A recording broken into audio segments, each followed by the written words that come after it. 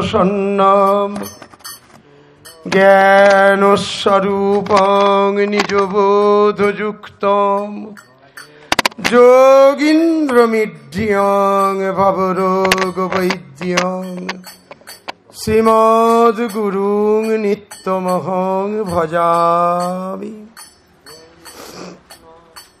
শ্রীরাম রাম রঘুনন্দন রাম রাম, শ্রীরাম রাম ভরতাগ্রজ রাম রাম, শ্রীরাম রাম রণকর্কশ রাম রাম, শ্রীরাম রাম শরণং ভব রাম রাম। হে দেব হে দয়িত হে জগদেক বন্ধু, হে কৃষ্ণ হে চপল হে করুণৈক সিন্ধু, হে নাথ হে রমণ হে নয়নাভিরাম, হা হা কদানুভবিতাসি পদং দৃশোর মে। নারায়ণং নমস্কৃত্যং নরং চৈব নরোত্তমং দেবীং সরস্বতীং ব্যাসং ততো জয়মুদীরয়েৎ।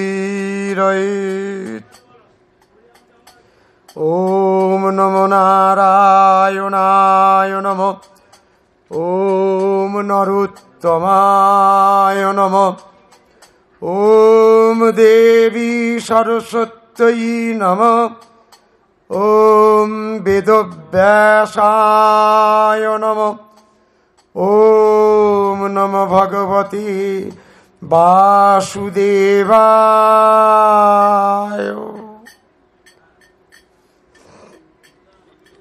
সমবেত সজ্জন মণ্ডলী ও আমার ভক্তিমতী মায়েরা,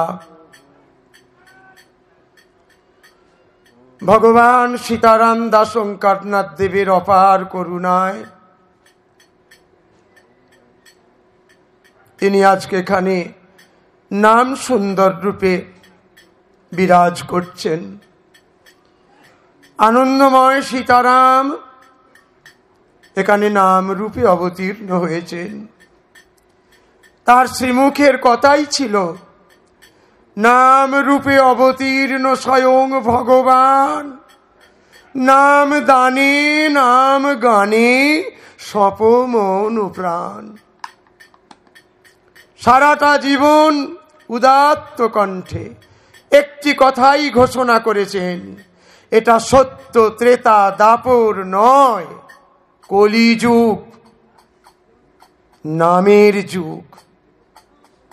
একদা ঋষিগণের মনে সংশয় জাগল যে কোন যুগে অল্প তপস্যা করে অধিক ফললাভ করা যায়। তারা নিজেদের প্রশ্নের উত্তর নিজেরা দিতে না পেরে ভগবান বেদব্যাসের কাছে বদ্রিকা আশ্রমে উপস্থিত হলেন। সমস্ত ঋষিগণ কৌতূহল, নিদারুণ প্রশ্ন, কি না সামনে দুরন্ত কলি, কিভাবে কলিকে নিরাকৃত করা যাবে, কোন উপায়ে এই কলির যন্ত্রণা থেকে নিস্তার পাওয়া যাবে, কলি কলুষ মুক্ত হওয়ার ওষুধ কি। তাই ঋষিগণ যখন ব্যাসদেবের বদ্রিকাশ্রমে উপস্থিত হলেন, তখন ব্যাসদেব নিজের আশ্রমে ছিলেন না, উনি নদীতে স্নান করতে গেছেন।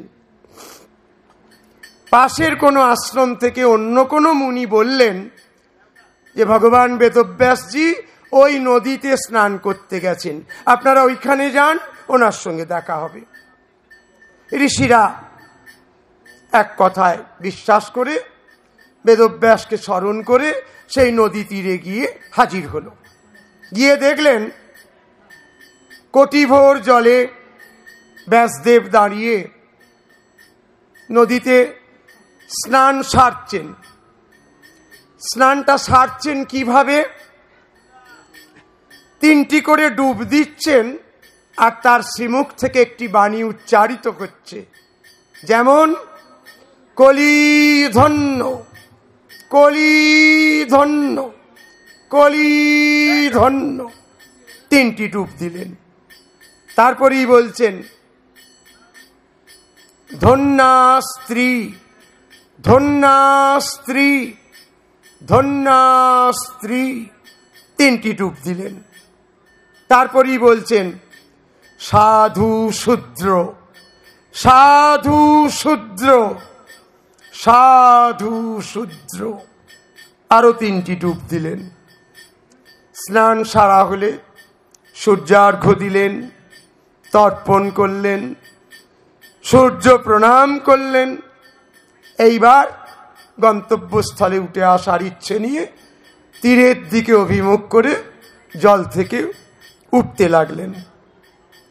কয়েক ধাপ উঠে উপর দিকে যেই তাকালেন, দেখলেন এক দল ঋষি উৎকণ্ঠা নিয়ে দাঁড়িয়ে আছে।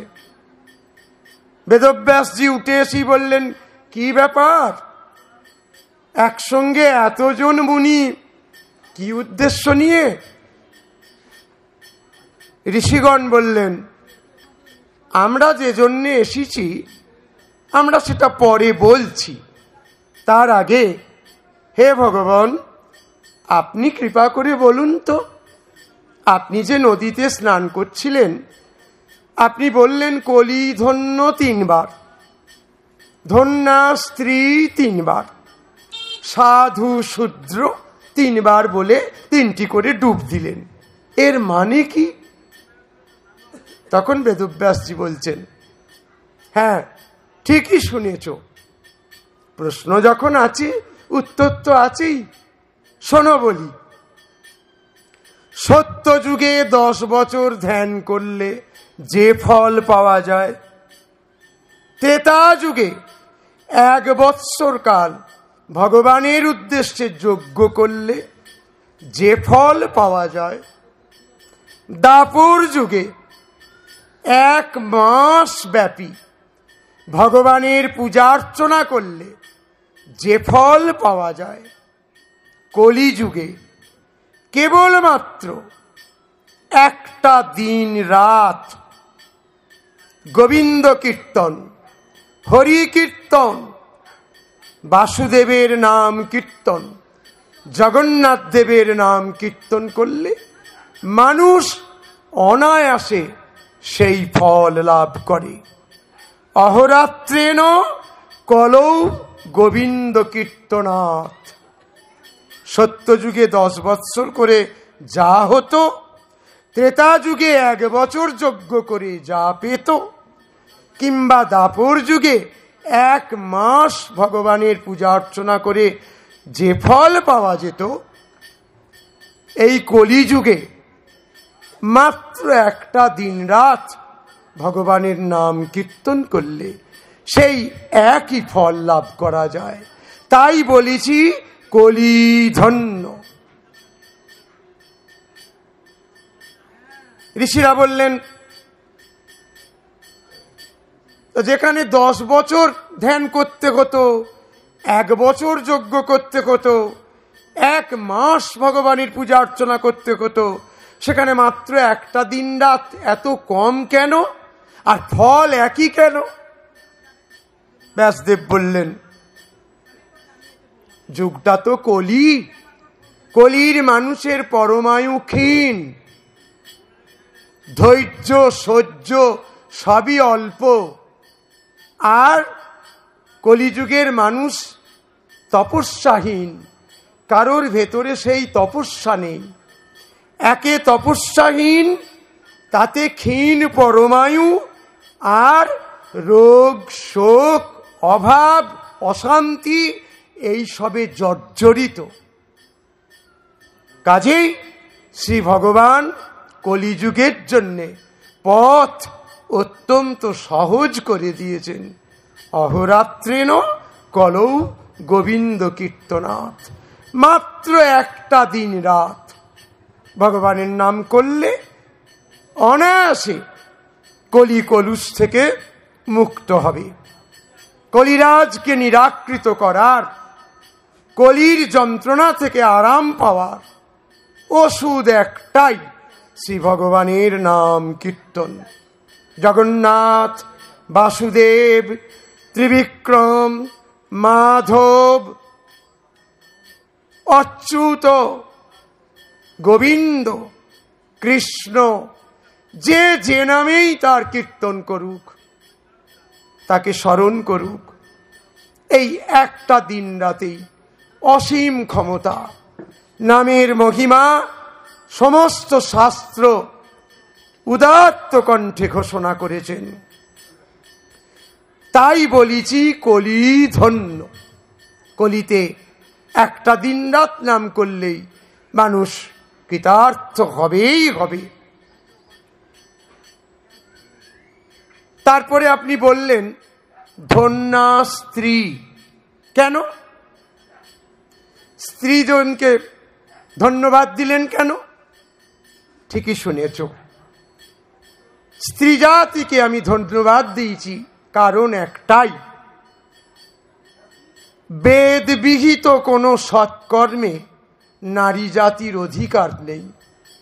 নারীরা যাগযজ্ঞ করবে না, হোম করবে না, ভগবানের পূজা অর্চনা করবে না, তাহলে নারীদের মুক্তি, তারা ভগবত আশ্রয় করবে কি করে? ভগবানের কৃপা লাভ করবে কি করে? না, তাদের উপায় একটাই, পতিপরায়ণ। আমার স্বামী জগৎ স্বামী, স্বামী সাক্ষাৎ নারায়ণ। এই বুদ্ধিতে যে সতীসাধ্যী নারী স্বামী সেবা করবে, স্বামীর কথার বাধ্য হয়ে চলবে, তার জন্যে বৈকুণ্ঠের দরজা খোলা থাকবে। নারী জাতির স্বতন্ত্র কোনো সাধনা নাই, বেদ বিহিত কর্মে কোনো অধিকার নেই। তারা কেবলমাত্র স্বামী সেবার দ্বারা সমস্ত যজ্ঞাদি কর্ম, ব্রত, হোম, দান, জপ, সমস্ত কর্মের ফল অনায়াসে লাভ করবে যদি কায় মনোবাক্যে আমার স্বামী জগৎ স্বামী, স্বামী সাক্ষাৎ নারায়ণ, এমন কথা বলবো না স্বামী অসন্তুষ্ট হন, এমন কাজ সংসারে করব না স্বামী রাগান্বিত হয়ে রাত্রিরে শয্যায় যাবেন না, মুখ ফিরিয়ে নেবেন। এমন কোনো আচরণ যেন আমার না হয়ে থাকে যাতে আমার স্বামী দুঃখ পান, তাহলে আমার সব যাবে। স্বামী নারায়ণ এই ব্রত যদি কোনো সতীসাধ্যী স্ত্রী সার করে থাকে জীবনে, তাকে অন্য কোনো তপস্যা করতে হয় না, দান করতে হয় না, ব্রত করতে হয় না, এসবই তার কাছে নিষ্ফল। সমস্ত ফল রয়েছে স্বামীর চরণে। কায় মনোবাক্যে স্বামী সেবা করলে সতীসাধ্যী স্ত্রী ধন্য হবে। তাই আমি বলেছি স্ত্রী ধন্যা বা ধন্যা স্ত্রী। আচ্ছা, এরপরে আপনি বললেন সাধু শূদ্র। এ কথা কেন বললেন? তাই ব্রাহ্মণকে তো সাধুবাদ দিলেন না? না, ঠিকই শুনেছ, ব্রাহ্মণকে সাধুবাদ দিইনি। তার কারণ হচ্ছে ব্রাহ্মণ তপস্যা পরায়ণ। ব্রাহ্মণের কর্ম হচ্ছে যাগযজ্ঞ হোমাদি কর্ম করে জগৎকে রক্ষা করা। অতএব ব্রাহ্মণের জন্য যখন বেদবিহিত কর্ম রয়েছে, বিভিন্ন সৎকর্মের সুযোগ রয়েছে, তাকে সাধুবাদ দেব কেন? সে তো তার নিজের ধর্ম পালন করলে শাস্ত্রোক্ত বিধান অনুযায়ী নিত্য ত্রিসন্ধ্যা জপ, ধ্যান, তপস্যা, সূর্যার্ঘ্য, চণ্ডীপাঠ, গীতাপাঠ, বিষ্ণু সহস্রনাম পাঠ ইত্যাদি সৎকর্ম, শাস্ত্রের কর্মের অনুষ্ঠান করলে ব্রাহ্মণ তো এমনি মুক্ত হবে, সমস্ত পাপ থেকে মুক্তি পাবে।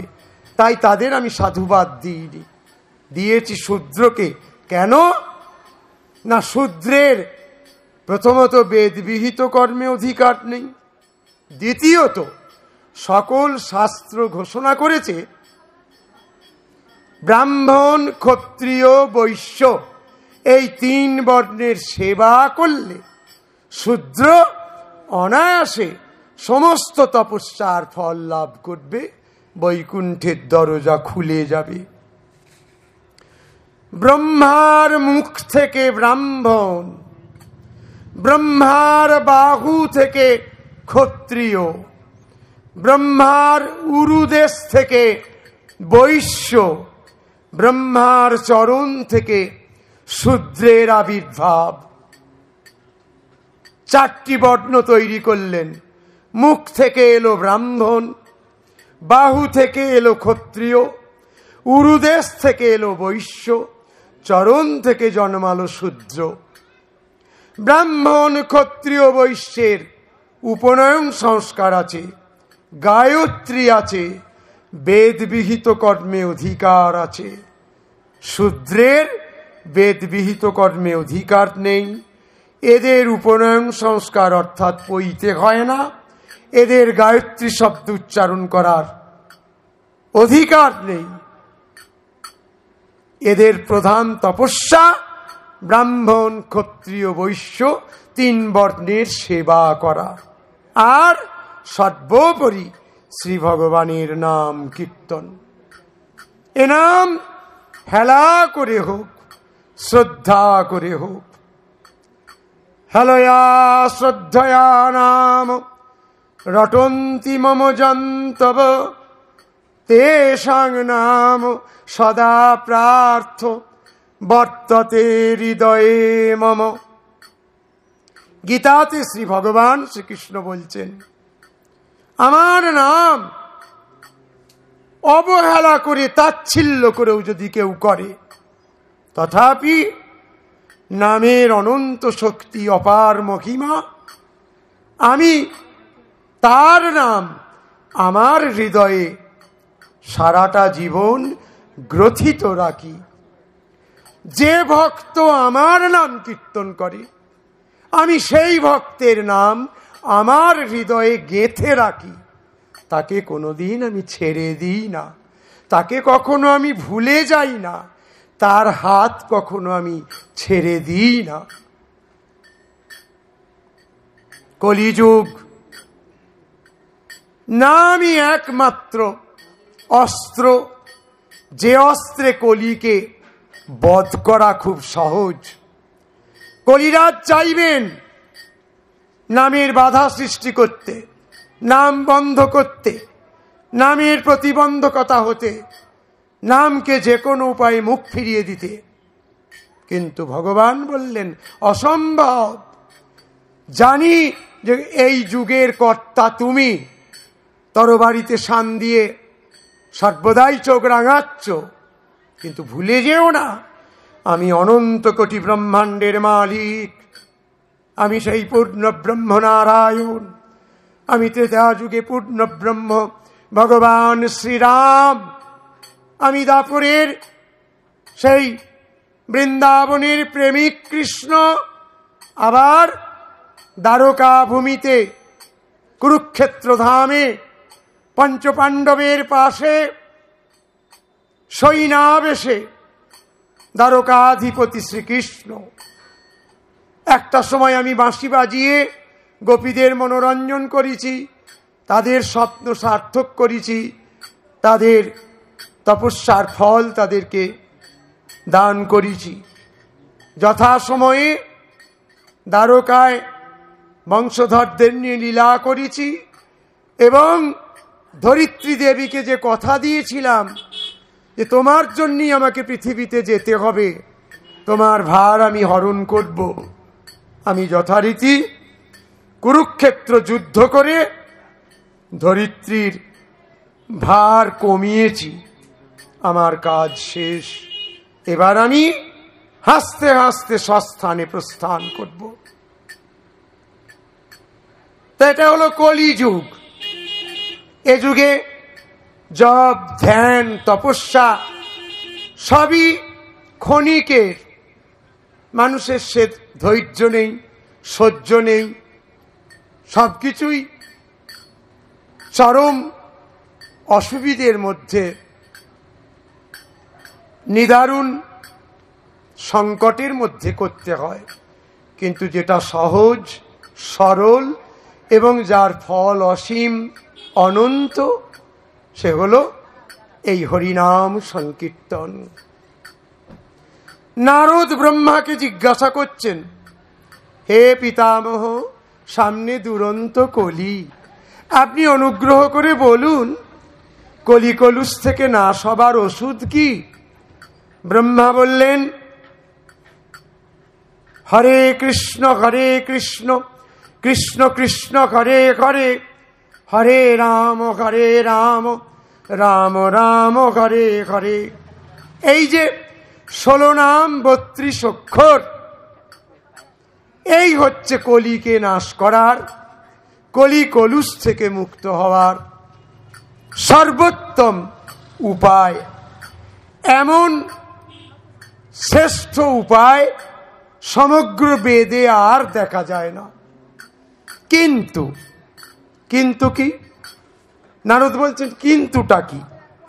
ব্রহ্মা বলছেন, কলিযুগে নাম নিয়ে মানুষ উদ্ধার হবে, নামেতেই পাপ মুক্ত হবে, নামেতেই অনাবিল আনন্দ এবং নিরাবিল শান্তি লাভ করবে। কিন্তুটা হলো এই যে কেবলমাত্র ব্রাহ্মণের অধিকারে। নারদ চমকে উঠলেন, ওমা, এ আবার কি কথা? কলিযুগে শূদ্র থাকবে না, তাদের গতি? ব্রাহ্মণ না হয় নাম করলে পাপ মুক্ত হবে, আনন্দ পাবে, শান্তি পাবে, ভগবান দর্শনে বিলম্ব হবে না। কিন্তু শূদ্রও তো পাশে থাকবে, তাহলে তার গতি, তার অধিকার কি? তখন নারদ বললে, পিতামহকে জিজ্ঞাসা করেছিলাম, উনি বলতে পারেননি। দেখি দেবাদিদেব শঙ্করকে জিজ্ঞাসা করে কলিযুগে শূদ্রের কোনো স্বতন্ত্র তপস্যা আছে কিনা, যা দিয়ে কলিযুগে শূদ্রগণ অনায়াসে পাপ মুক্ত হবে এবং মহানন্দ লাভ করবে। শঙ্করের কাছে গিয়ে উপস্থিত হলেন দেবর্ষি নারদ। নারদ গিয়ে যেই দাঁড়ালেন, দেবাদিদেব শঙ্কর, আরে এসো এসো, মুনিশ্রেষ্ঠ নারদ, পরম বৈষ্ণব নারদ, তোমাকে দেখে আজ আনন্দে বুক ভরে গেল, বলো কি মনে করে? নারদ বললে, যে প্রশ্ন নিয়ে এসেছি প্রভু। পিতামহ ব্রহ্মা বললেন, ভগবান নারায়ণের নাম উচ্চারণ করলে কলিযুগের মানুষ পাপ মুক্ত হবে, মহা আনন্দ পাবে, শান্তি পাবে, ভগবান দর্শন করতে পারবে। কিন্তু সেই নাম কেবলমাত্র নাকি ব্রাহ্মণের অধিকারী, শূদ্রগণ করতে পারবে না। তো কলিযুগে কি শূদ্র থাকবে না? আমি সেই চিন্তায় বিভোর, আমাকে বড় ভাবিয়েছে। তাই সদুত্তর পাবার আশায় আপনার চরণ প্রান্তে এসেছি। আপনি অনুগ্রহ করে বলুন, কলিযুগের শূদ্রগণ কিভাবে পাপ মুক্ত হবে? দেবাদিদেব শঙ্কর করুণার অবতার, ভোলানাথ, সমস্ত দেবতাকে সন্তুষ্ট করতে গেলে প্রচুর তপস্যা করতে হয়, অনেক জপ করতে হয়, অনেক ধ্যান করতে হয়, অনেক পুজো করতে হয়, অনেক স্মরণ মনন করতে হয়, অনেক কাকুতি মিনতি করে পেছু পেছু ছুটে বেড়াতে হয়, তবে সামান্য কৃপা হয়। কিন্তু এই ভোলানাথ, তারকনাথ, বিশ্বনাথ, কাশীনাথ, পরেশনাথ, সোমনাথ, ভোলানাথ, বিশ্বের ঈশ্বর, জগজ্জননীর পতিদেবতা, পরম দয়াল, পরম কারুণিক দেবাদিদেব শঙ্কর।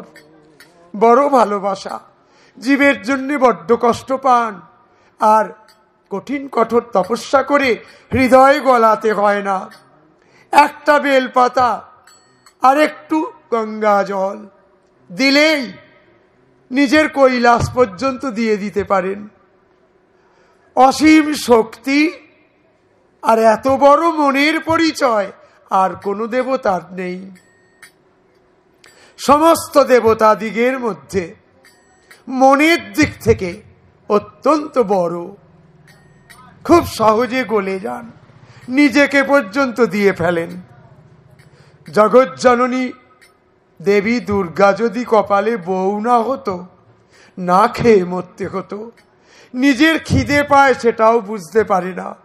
জগৎ কল্যাণী বিভোর, সমস্ত দেবতারা রাজপ্রাসাদ বেছে নিয়েছে, বহুমূল্যের রত্নহার বেছে নিয়েছে, দামি রাজ পোশাক বেছে নিয়েছে, আর ইনি এত সহজ সরল সুন্দর। কোন রাজপ্রাসাদে থাকেন না, শ্মশানে থাকেন। বহুমূল্যের রত্নহার শরীরে ধারণ করেন না, হাড় গোড়ের মালা পরে থাকেন। কাদের হার?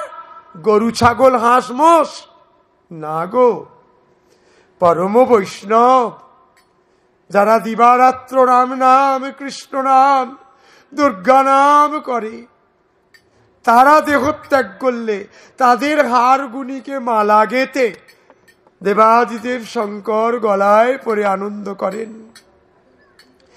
দেবকুলে শঙ্করের মতো বৈষ্ণব নেই, আর যত বৈষ্ণব ভক্তগণের হাড়ের মালা তিনি হাসি মুখে দেখে ধারণ করে আছেন। একটা বেলপাতাতেই সন্তুষ্ট। চোখের জল যদি দিতে পারা যায়, ব্যাস, কোনো কথা নেই, নিজেকে দিয়ে ফেলেন। এত সহজ সরল, তাকে পেতে গেলে কঠিন কঠোর তপস্যা লাগে না। একটু চোখের জল, একটা বেলপাতা, শুধু একবার নমঃ শিবায় বলে মাথাটা ঠেকানো, ব্যাস।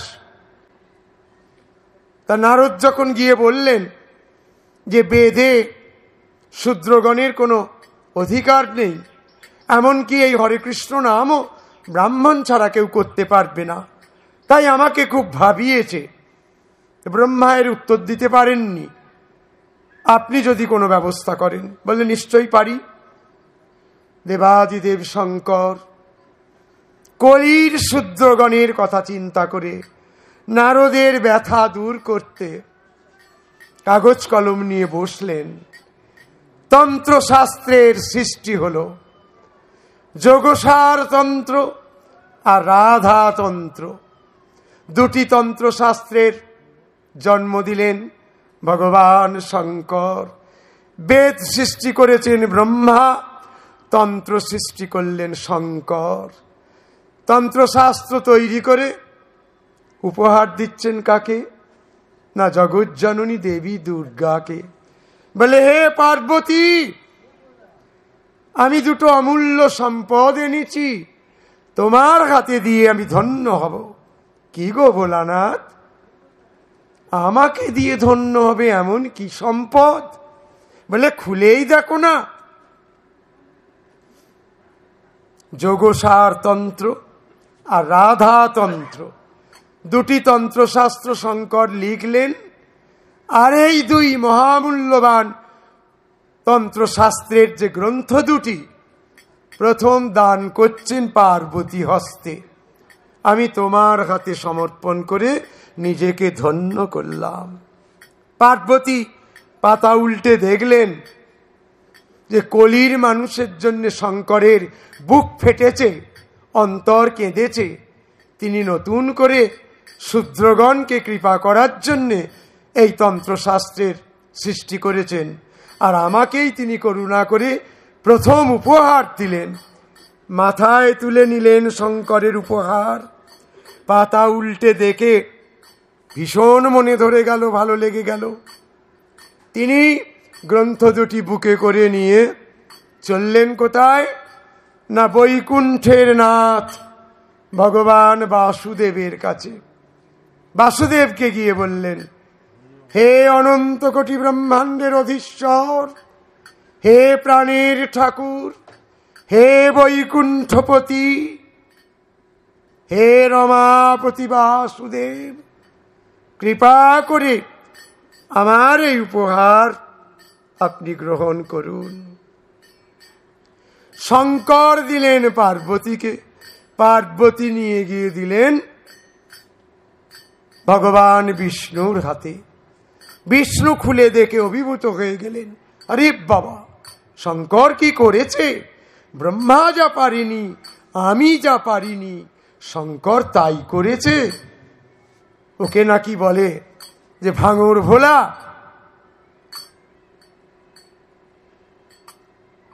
শ্মশানে বসে থাকলে কি হবে?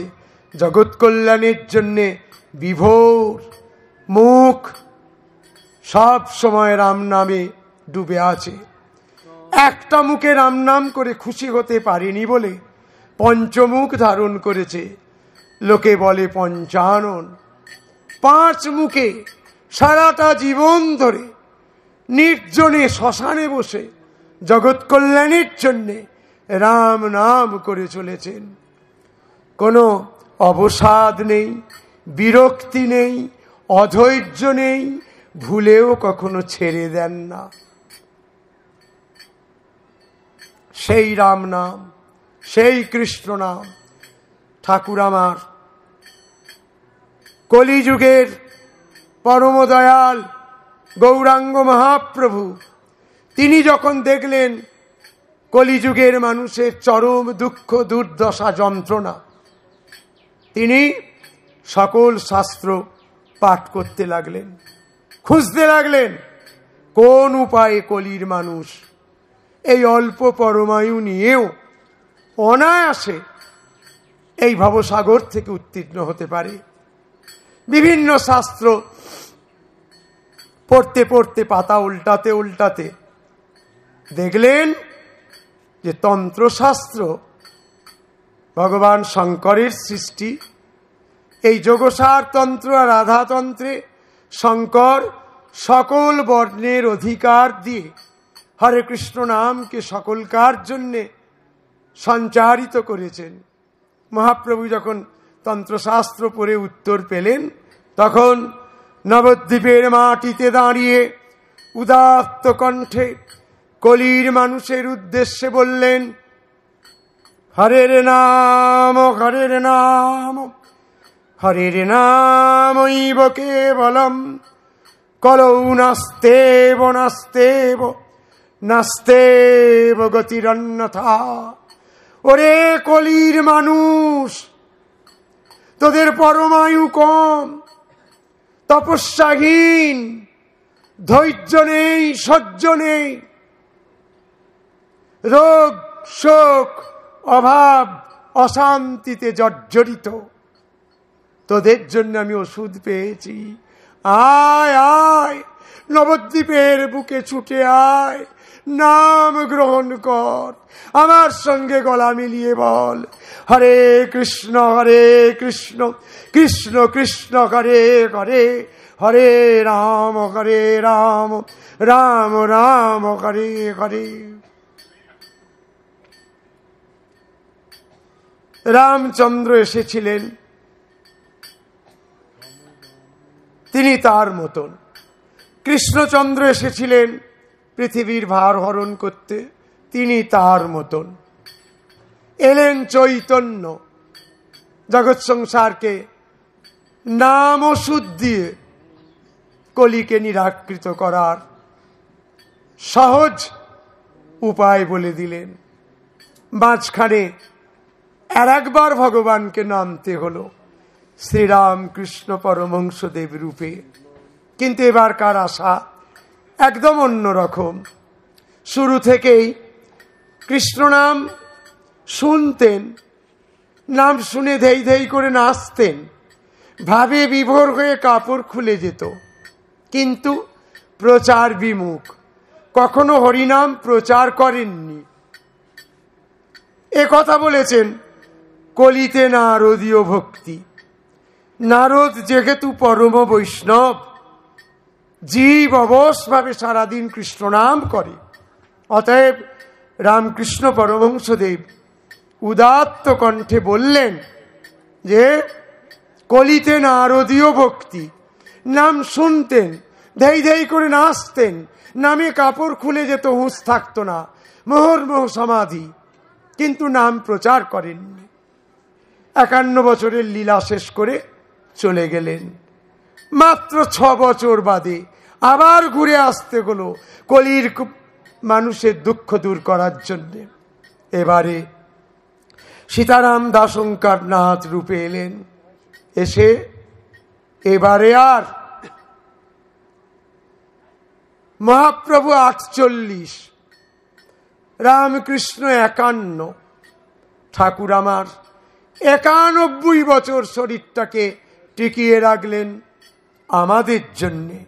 আর উত্তরে হিমালয় থেকে দক্ষিণে কন্যাকুমারিকা পর্যন্ত 45 বছর ধরে অকাতরে কলির জীবকে নাম দিলেন।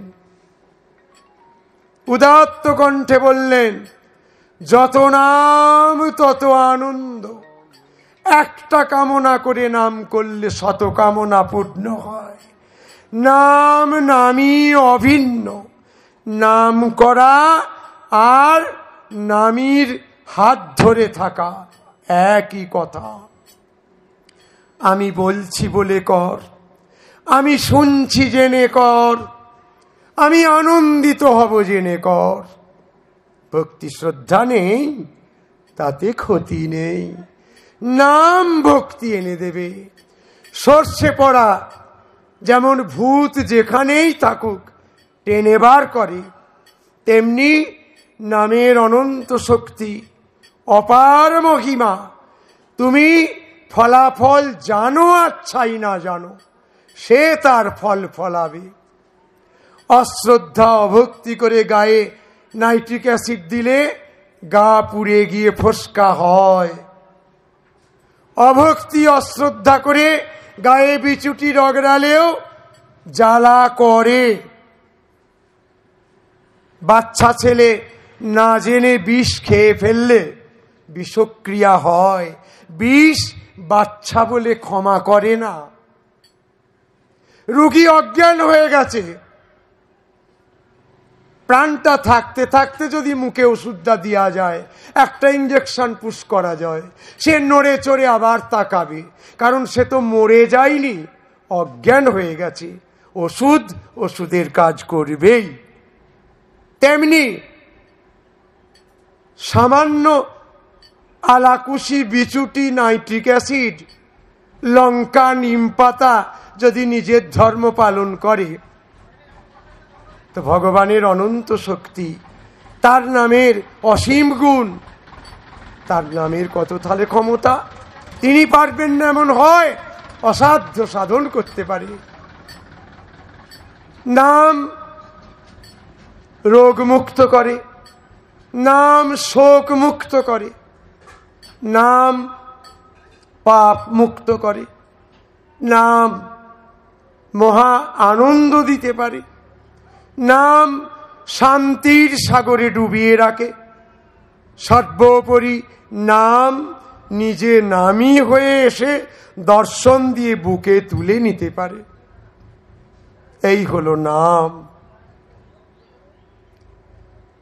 নাম করলে কি হয়? ঠাকুর আমার বললেন, কুয়াতে ইট ফেললে কি হয়? কারোর বাড়িতে একটা পুরনো কুয়া আছে, রোজ যদি নিয়ম করে 10টা করে ইট সেই কুয়াটায় ফেলতে থাকে, আজকে 10টা ইট ফেললো, কালকে 10টা ইট ফেললো, এরম করে দেখা গেল এই বাড়ির পুরনো কুয়োটায় প্রতিদিন 10টা করে ইট ফেলছে। যেদিন 30 দিন পূর্ণ হলো, সেদিন বাড়ির মালিক কি দেখলো না, প্রতিদিন 10টা করে ইট নিয়ম করে কুয়ায় ফেলতে ফেলতে ফেলতে যেদিন 30 দিন পূর্ণ হলো, সেদিন ইটেতে কুয়াটা ভর্তি হয়ে গেল। কুয়ায় যে জলটা ছিল সেটা উপচে বেরিয়ে গেল। আর কি হলো না, যে জলটা বেরিয়ে গেল সেটা আর এসে কুয়ায় কোনোদিন ঢুকলো না। জয় গুরু, জয় সীতারাম। ঠাকুরের আমার কি উদাহরণ, কি অপূর্ব বাস্তব ব্যাখ্যা। একবারে অগ্নিবাণী, বেদবাণী, তার শ্রীমুখের কথা। যদি নিয়ম করে এই দেহটাকে ভেবে নি এটা কুয়া, নামটা হলো ইট, আমার শরীরের পাপটা হলো জল, তাহলে কি দেখতে পাবো না, দেহরূপ কুয়ায় নাম রূপ ইট প্রতিদিন নিয়ম করে যদি ফেলতে থাকি, একদিন জন্ম জন্মান্তরের সঞ্চিত পাপ রূপ জলটা কুয়া থেকে উপচে বেরিয়ে যাবে। অর্থাৎ সকাল সন্ধে নাম করতে করতে করতে নামের ইটে দেহটা ভর্তি হয়ে যাবে। পূর্ব জন্মের সঞ্চিত পাপরূপ জলটা বেরিয়ে যাবে, আর যা বেরিয়ে যাবে সে পুনরায় এসে এই কুয়ায় আর ঢুকতে পারবে না। নিতাই গৌর হরি বল, জয় জয় সীতারাম। তাহলে কুয়ায় ইট ফেললে যেমন ইটটা আর ফিরে আসে না, পাপ জলটা বেরিয়ে যায়, তেমনি মানুষ এই দেহ কুয়ায় যদি গুরু নির্দেশিত মন্ত্র, গুরু নাম, ইষ্ট নাম, হরে কৃষ্ণ নাম নিয়ম করে দৈনিক দিতে থাকে, তাহলে গুরুদেবও সন্তুষ্ট হবেন, আর ইষ্টের কৃপা হলে ইষ্টময় হয়ে যাবে, সর্বপাপে মুক্ত হয়ে অনায়াসে গুরুর হাত ধরে বৈকুণ্ঠের দরজায় পৌঁছাবে। এই হলো নামের শক্তি, নাম মহিমা। ঠাকুর যেখানেই গেছেন সহস্র সহস্র মানুষ করজোরে প্রার্থনা করত, বাবা আপনার মুখে শাস্ত্র ভগবানের কথা শুনবো, আপনি কিছু বলুন। ঠাকুর আগেই হাত জোর করে বলতেন, এটা মুখ্যু, কিচ্ছু জানে না, কি বলবো, যা বলবো শুধু নাম মহিমাই বলবো, নামের কথা ছাড়া কিছু জানি না মা, এ নামের কথা ছাড়া আর কিছু বলতে পারবে না বাবা। না তাই শুনবো। শোন, যখন বলতে আরম্ভ করলেন, বেদ, উপনিষদ, রামায়ণ, মহাভারত, অষ্টাদশ পুরাণ, বিভিন্ন মহাপুরুষের বাণী, নিজের সারা জীবনের তপস্যার ফল নিংড়ে জগৎকে দিতে আরম্ভ করলেন। 2.5 ঘন্টা, 3 ঘন্টা, 4 ঘন্টা মাইকের সামনে বসলে সময় জ্ঞান থাকতো না,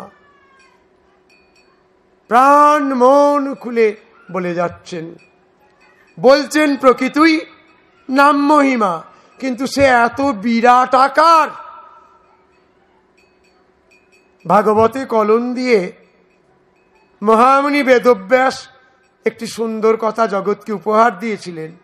কি সে কথা না, পৃথিবীটাকে যদি খাতা করি, সমুদ্র জলকে যদি কালি করি, দেবরাজ ইন্দ্রের বাগানে যে কল্পবৃক্ষ, সেই কল্পবৃক্ষটাকে যদি কলম করি, তথাপি রাম কথা, কৃষ্ণ কথা, গুরুর কথা, জগজ্জননী দেবী দুর্গার কথা লিখে শেষ করা যাবে না।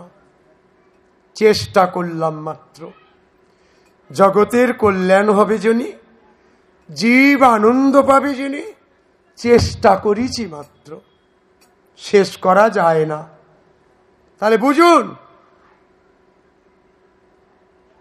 ভগবান বেদব্যাস, যিনি চতুর্দশ ভুবনের মধ্যে সর্বশ্রেষ্ঠ কবি এবং সাহিত্যিক। 18টা পুরাণ লিখলেন, ভাগবতের মতো মহাপুরাণ লিখলেন, মহাভারত লিখলেন।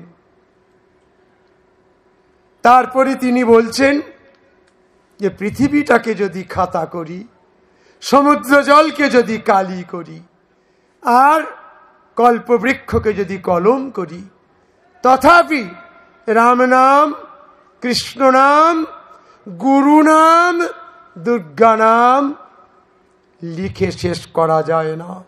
চেষ্টা করেছি জগৎ কল্যাণের জন্যে, জীব উদ্ধারের জন্যে।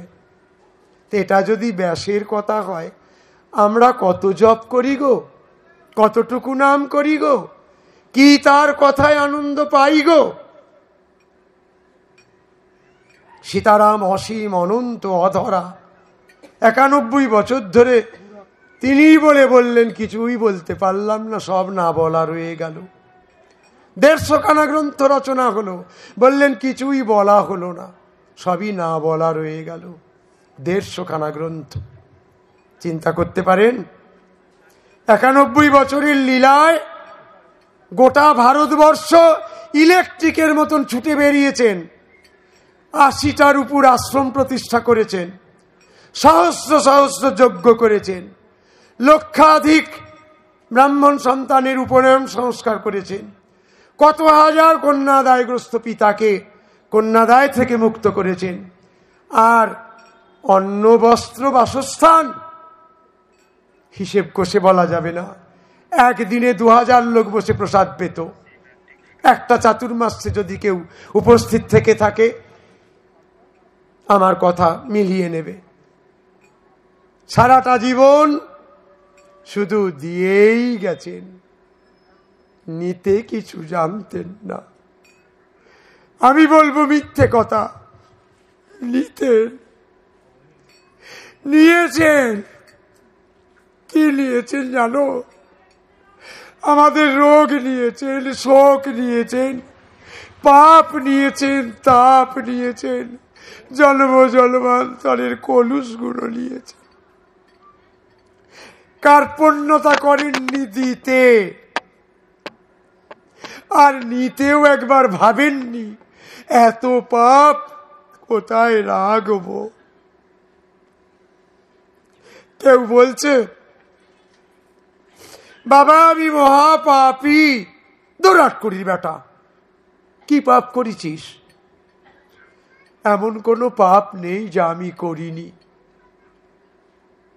গোহত্যা, নরহত্যা, ব্রহ্মহত্যা, গুরুপত্নী গমন, স্বর্ণস্তেও না, কিচ্ছু করতে পারিসনি। ওরে, যদি পাপ করবি না তো সত্য ত্রেতা দাপর যুগে জন্মালেই পারতিস। কলিযুগে এসেছিস কেন? সত্য ত্রেতা দাপরে জন্মালেই তো পারতিস, তাহলে পাপ করতিস না। কলিযুগে এসেছিস, পাপ করবি না? তোরা তো পাপ করবি, আর তোদের পাপ মুক্ত করার জন্য তো এটা আছে। তোরা যত্ন করে অত পাপ করতে পারিস না। তোদের পাপগুলো এত অনায়াসে নষ্ট করতে পারে। তোরা পাপ কর, সঙ্গে একজন পাপ মুক্ত করবার কেউ আছে জেনে কর। আমার কাজ হলো তোদের পেছু পেছু ছোটা, তোদের পাপ মুক্ত করা। তোরা যত্ন করে যে অন্যায় করতে পারিস না, আমি অনায়াসে সেই পাপ থেকে মুক্ত করি। অতএব কন্যা কত পাপ করবি, আমি সব পাপের প্রায়শ্চিত্ত করে দেব। একবার রাম বল, একবার কৃষ্ণ বল, একবার রাম নামে যত পাপ হরে, জীবের নাহিক সাধ্য তত পাপ করে।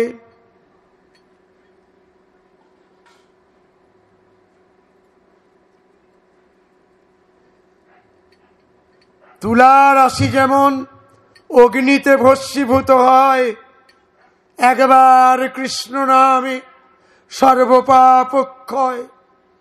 অতএব শাস্ত্রের প্রতি শ্রদ্ধা রাখ, গুরুবাক্যে স্থির বিশ্বাস রাখ, শাস্ত্রপথে চল, নিয়ম করে দুবেলা আসনে বসে নাম জপ কর, সাধ্যমতো দান কর। উপকার করতে যদি কারোর নাও পারিস, ক্ষতির স্বপ্নও দেখিস না। মনে রাখিস, যেদিকে চোখ রাখছিস সব তোর গুরু, যা কিছু দেখছিস সব তোর ইষ্ট। কাজী চোখ কান খুলে রেখে গুরুর কথা শোন, মান, গুরুমন্ত্র জপ কর, গুরুর হাতটি ধরে থাক। শেষের দিনে গুরুদেব জয় গুরু বলে বৈকুণ্ঠের দরজা খুলে নারায়ণের সঙ্গে হাত মিলিয়ে দেবে। এটা নিশ্চিত জেনে নাম অবলম্বন কর। যত নাম তত আনন্দ, নাম নাম নাম। হেলা করে কর, শ্রদ্ধা করে কর, ভক্তিতে কর, অভক্তিতে কর। আমি বলছি জেনে কর, আমি শুনছি জেনে কর, আমি আনন্দ পাবো জেনে কর। মৎকথা বাতকং নিত্যং, মৎকথা শ্রবণে রতম, মৎকথা পূত মনসং নাহং তক্ষ্যামি তং নরম। যে আমার কথা নিত্য বলে, যে আমার কথা নিত্য শোনে, যে আমার কথায় সর্বদা আনন্দিত হয়, আমি তাকে কখনো ত্যাগ করি না, আমি তাকে কখনো ত্যাগ করি না।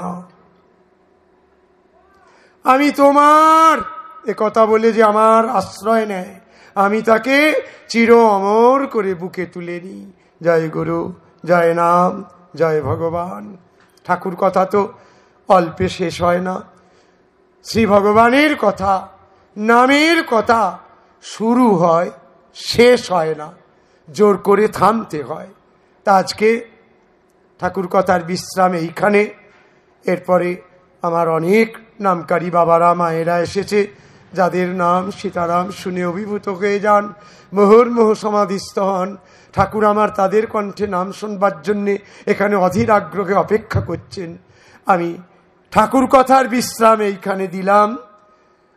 নাম ধরতে প্রার্থনা জানাচ্ছি, মায়েরা এসে নাম ধরো। ভোগ হয়ে গেলে যথারীতি সকলে প্রসাদ পেয়ে আনন্দে ফিরবে। জয় গুরু, জয় নাম, জয় ভগবান, জয় জয় সীতারাম।